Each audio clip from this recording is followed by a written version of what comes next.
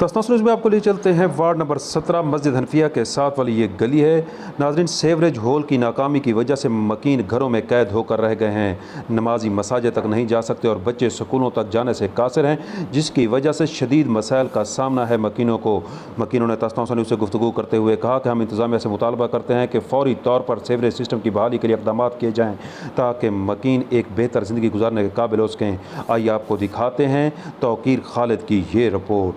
Hello अल्लाह यार अस्सलाम वालेकुम। मोहल्ला शुमाली गलो अल्लाह से वार्ड नंबर 17 हालत ये है कि असिस्टेंट कमिश्नर साहब ने को मिन्नत की तन 5 जुहार उन्हें रिक्वेस्ट की थी कि सर खुदा वास्ते अमला दे दो थे गली हालत तुम्हारे सामने है सी इतना मतलब सारा गंदगी वाला पानी है सी था कने ताफून फैल सी था कने मलेरिया डेंगू सी था कने फैल सी अहमद सईद साहब उन जे इंचार्ज इन्होंने 5 दी उन्हें को मिन्नत की तन कि सर मेहरबानी करो आप जो सारी हालत देगी लो इतना ना नमाजी ना औरतां ना बच्चे मतलब गुजर सकते खुदा ना खास के एमरजेंसी थी नहीं तो कि अपने पेशेंट ही बार उनसे विजिट कर सकते थे तो कने जवाब ये मिले सी आने पे वो आम वाली पता नहीं 5 दिन गुजर गए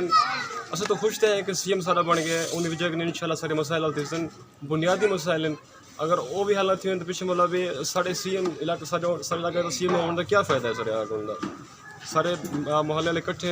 सारे मसाइल मतलब हल किए हुए ना दस कलमा चौक देते हैं पूरा मना दिया कर ताकि एक होश से नाखुन की और सारे जान मसाइल हल कर दें।